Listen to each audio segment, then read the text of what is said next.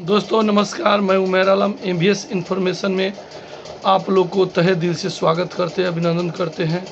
आज जो है विश्लेषण की बारी है, समीक्षा की बारी है, क्योंकि कहाँ कितना वोट पड़ा, कहाँ किनको कितना वोट पड़ा, यह समीक्षा की बारी है। मैंने बहुत जगह फ़ोन करके भी पता किए कि किनका वोट कितना पड़ा।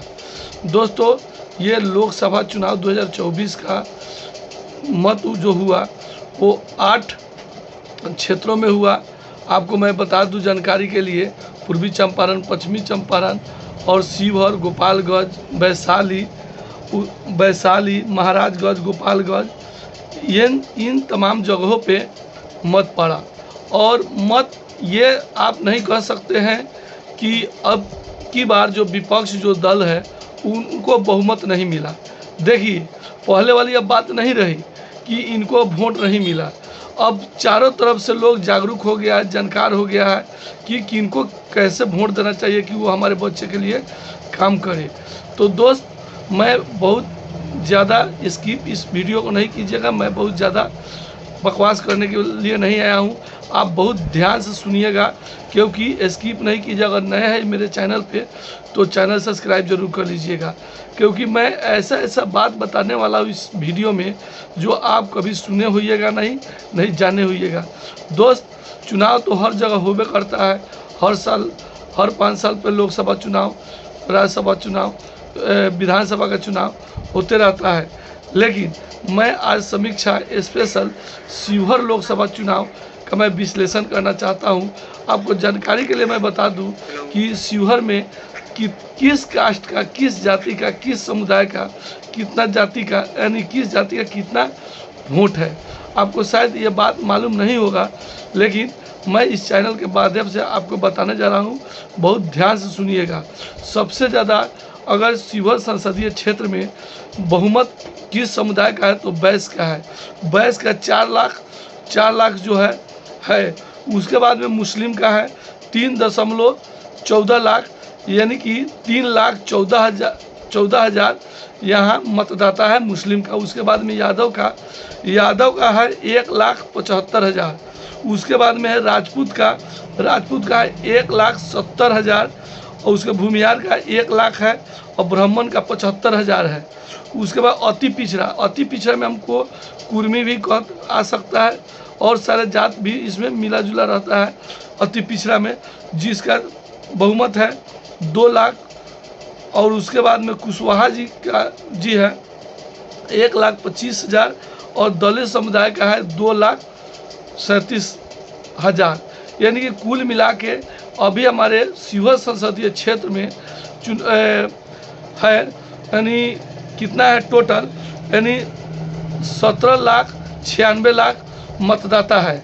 जो जी हाँ 17,96,000 मतदाता है, जिसमें वोटिंग हुआ 10,77,600, यानी कि 60% वोटिंग हुआ। अब यहाँ विश्लेषण करने की बात है। मैंने बहुत सारे जगह पे मैंने ईमानदारी पूर्वक फ़ोन किया और पता किया कि किसका वोट कितना पड़ा है।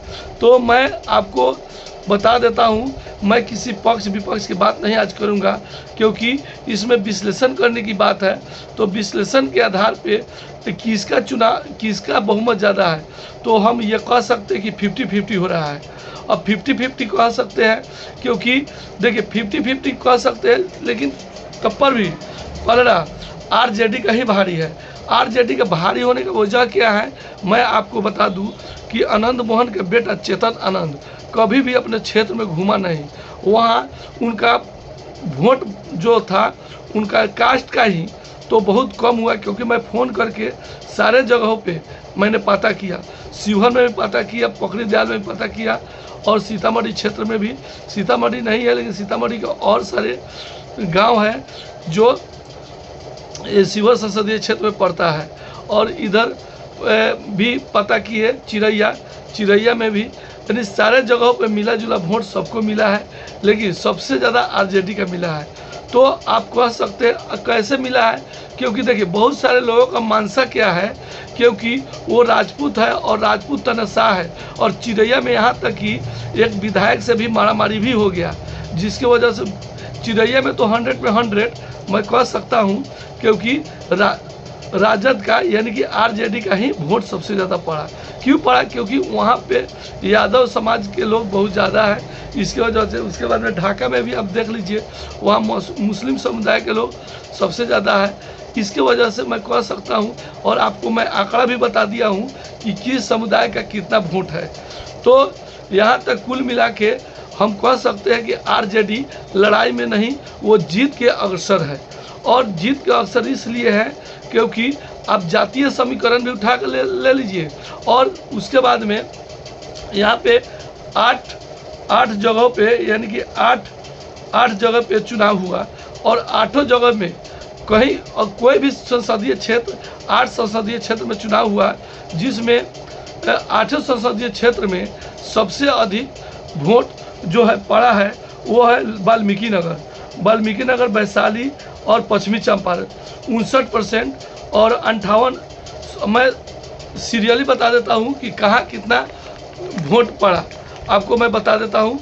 सबसे पहले शिवहर संसदीय क्षेत्र में वोट पड़ा है 57.47%, और पूर्वी चंपारण में 58.10%, पश्चिमी चंपारण में 59.75%, और वैशाली में 58.50%, और वाल्मीकि नगर में 58% 25%, और सिवान में 52% 50%, और महाराजगंज में 51.27%, गोपालगंज में सबसे कम यानी कि 50.70%, यानी कि 8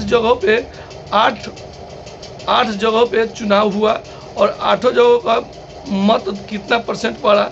और सारे जगह पे ये नहीं कह सकते हैं कि बताइए शिवहर में, पूर्वी चंपारण में, पश्चिमी चंपारण, वैशाली, वाल्मीकि नगर, ये सिवान, महाराजगंज, गोपालगंज, इन सारे जगह पे आरजेडी जो है चुनाव में लड़ाई में है। आप एक तरफा कहिएगा कि एक तरफा अभी मोदी लहर नहीं चल रहा है, इसलिए क्योंकि बहुत जगह पे वोट जो है सभी जगह लड़ाई में है। इस बार जो चुनाव है आर पार की लड़ाई है। भले आवाज़ कहता है 400 पार, ये 400 पार नहीं, एग्जिट पोल बता रहा है 190 सीट एनडीए के यानी कि बीजेपी को आ रहा है। तो आप ये मूल्यांकन कर सकते हैं, अभी तो मूल्यांकन ही कर सकते हैं। और लड़ाई अब कौन जीतता है कौन हारता है ये तो 4 जून को ही पता चलेगा। लेकिन ये अब इस बार जो चुनाव हुआ है, विपक्ष जो है बहुत मजबूत में आएगा। भले हार जीत तो होगा, लेकिन विपक्ष जो रहेंगे वो बिल्कुल मजबूत में रहेंगे। और आर पार की लड़ाई है, क्योंकि पसीना छूट जा रहा है। आप बताइए, जब विकास किए रहते तो 5 बार पूर्वी चंपारण आने की कोई ज़रूरत नहीं होता। तो चुनावी ये समीकरण था, ये कौन जीतेगा कौन हारेगा, ये शिवहर संसदीय क्षेत्र से लेके 8 जगहों पे यानी कि 8 संसदीय क्षेत्र में जहाँ पे चुनाव हुआ, मैं उसका विश्लेषण मैं साधारण भाषा में आप लोगों को बताया। और यहाँ के शिवहर संसदीय क्षेत्र के बारे में मैं विस्तार से बताया कि किस कास्ट का कितना बहुमत है और कितना वोट पड़ा। तो शिवहर संसदीय क्षेत्र से यहाँ तक को मुझे उम्मीद है कि रितु जायसवाल लड़ाई में बिल्कुल है और जीतने की कगार में है, क्योंकि रितु जायसवाल ही एक ऐसा कैंडिडेट है जो आमने सामने बैठकर साधारण भाषा में उनसे बात कर सकते हैं। और राजपूत समुदाय के तो आप आज से नहीं, पहले से भी आप लोग अवगत हैं। भले आप वोट दिए हैं मोदी के नाम पर, उनको नहीं दिए हैं, अच्छी बात है, लेकिन जो जहाँ पे वोट दिए हैं वो सही जगह पर दिए होंगे। मुझे उम्मीद है कि इस बार आरजेडी जो है यानी कि इंडिया गठबंधन है, पूरे जगह से लीड कर रहे हैं, जीत रहे हैं। और उसके बाद एनडीए का भी, एनडीए यानी कि बीजेपी का जो गठबंधन है 38 पार्टी का और 24 पार्टी का इंडिया में। अब बताइएगा, इन सारों में टक्कर की लड़ाई है। देखते हैं बाजी कौन मारता है, कौन ओरिजिनल बाजीगर बनता है, ये तो आप कमेंट बॉक्स में ज़रूर बताइए। और इस चैनल पर नए हैं तो MVS इन्फॉर्मेशन सब्सक्राइब जरूर कर लीजिए, क्योंकि मैं लोकसभा चुनाव से संबंधित बहुत सटीक आप लोग का एग्जिट पोल बताने वाला हूं। जो एग्जिट पोल कल या आज शाम तक मैं ज़रूर एग्जिट पोल बताऊंगा कि किसका बहुमत कितना है। लेकिन एग्जिट पोल तो अभी बता रहा है कि 190 सीट एनडीए गठबंधन का आ रहा है। भले 400 पर का नारा इस बार मंदिर और हिंदू मुस्लिम और राशन वाला मास्टर स्ट्रोक नहीं चला है। इसीलिए आपसे उम्मीद है कि आपको क्या लगता है, आप बताइए कि कौन पार्टी जीतेगा, एनडीए जीतेगा कि इंडिया जीतेगा। आप किसको जिता रहे हैं कमेंट बॉक्स में ज़रूर डालिए और मुझे ज़रूर बताइए कि कौन जीत रहा है। चलिए, धन्यवाद, thank you, have nice day.